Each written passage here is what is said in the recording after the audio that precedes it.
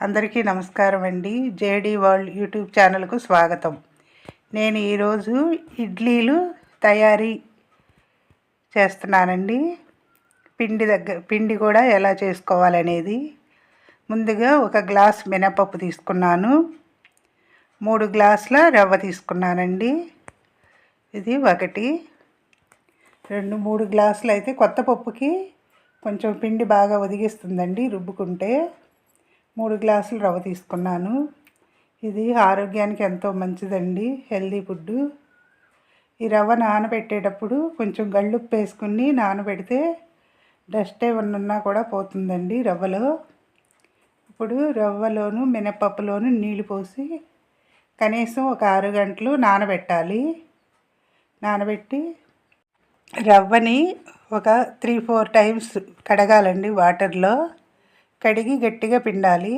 ఈ మినప్పొట్టు కూడా తీసేసి మినపప్పులో కడిగిన తర్వాత మంచి వాటర్ పోసుకోవాలి. కడిగేటప్పుడు ఎలానో తర్వాత రోట్లో వేసుకుని రుబ్బుకుంటే కొంచెం పిండి ఒదిగిస్తుందండి. ఇడ్లీలు కూడా దూదిలాగా మెత్తగా ఉంటాయి, చాలా బాగుంటాయండి. ఇలా రుబ్బుకోవాలి. నేను మార్నింగే చేస్తున్నానండి. పక్షుల అరుపులు, కోయిల కోతలు బాగా వినిపిస్తున్నాయి. ఇలా కొంచెం వాటర్ వేసుకుని రుబ్బుకోవాలి. పిండి చాలా ఒదిగిస్తుందండి. ఒక గ్లాసు పప్పుకి చూసారా ఎంత అయిందో. 2 సార్లు తీసుకుని చిన్న రోల్ అండి వాయిబెట్టి రుబ్బాను. చాలా బాగుంటుందండి. ఇడ్లీలు కూడా చాలా టేస్ట్ ఉంటాయి, మెత్తగా ఉంటాయండి దూదిలాగా. ఇప్పుడు ఈ రుబ్బిన పిండిలోకి కడిగి పిండుకున్న ఇడ్లీ రవ్వ వేసుకుని కలపాలండి. ఒకసారి కలిపి రవ్వ రుబ్బిన పిండి కూడా మినపప్పు బరుసుగా ఉంది కదా, దాంట్లో 2 మిక్స్ చేయాలండి. మిక్స్ చేసి నేను ఒక 3 డేస్కి సరిపడా రుబ్బుకున్నాను. ఒక గ్లాసు పప్పు అయితే మాకు 3 డేస్ వస్తుందండి.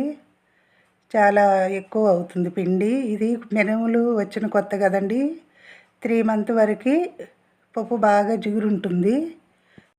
పప్పు ఎక్కువ రోజులు ఉంటే నిల్వ జిగురు తగ్గిపోతుందండి.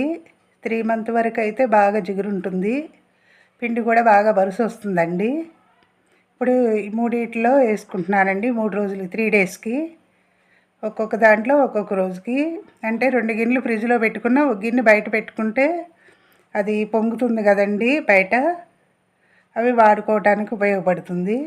ఇలా ఇప్పుడంటే పిండి పులిసిపోతుంది. ఇదివరకండి 3 డేస్ వరకు ఉన్నా కూడా పిండి పులిసేది కాదండి బయట ఉంచిన. ఇప్పుడు అందుకే ఏ రోజుది ఆ రోజు ఫ్రిడ్జ్లోంచి తీసుకుని వేసుకోవటానికేను. అయితే ఇప్పుడు ఇడ్లీ వేయటానికి ఇడ్లీ పాత్ర పెట్టానండి. దానికి ఒక గ్లాసు నీళ్ళు పోసి ముందు మూత పెట్టి ఉంచాలి స్టవ్. అప్పుడు ఎసరు కాగుతుంది కదా, ఈలోపు ఈ ఇడ్లీకి పిండి ఇలా పొంగిందండి. అంటే నేను నిలువుగా ఉన్న పిండి ఎంత పొంగితే అంత స్మూత్గా వస్తాయండి ఇడ్లీలు. ఇప్పుడు కొంచెం సాల్ట్ వేసుకుని సరిపడా ఇలా కలుపుకుని ఇడ్లీ ప్లేట్లో ఇడ్లీ వేసుకోవాలండి. చాలా పలుచగా కూడా ఉంది. తిక్కుగా గట్టిగా ఉంటే ఇడ్లీలు గట్టిగా ఉంటాయండి. ఇది రుబ్బిన పిండి కదా, చాలా మెత్తగా దూదిల్లాగా వస్తాయండి ఇడ్లీలు.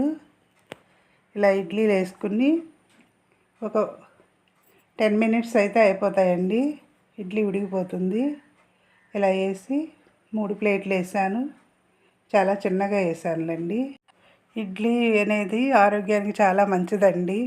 ఆవిరి మీద ఉడుకుతుంది కదా, ఇట్లా ఇడ్లీ ప్లేట్లు సెట్ చేసుకుని పెట్టుకోవాలండి. అవి హోల్స్ ఉన్న దగ్గర పైన మామూలు ప్లెయిన్గా ఉండేది పెట్టుకోవాలి. ఈ ఇడ్లీకి గిన్నె ఎసరు కాగింది. ఇప్పుడు దీనిలో ఇడ్లీలు స్టాండ్ పెడుతున్నానండి. ఒక 10 మినిట్స్ అయితే కూడా అయిపోతుంది. ముందు ఎసరు కాగి ఉంటుంది కదా, ఆ ఆవిరికి ఉడికిపోతాయి.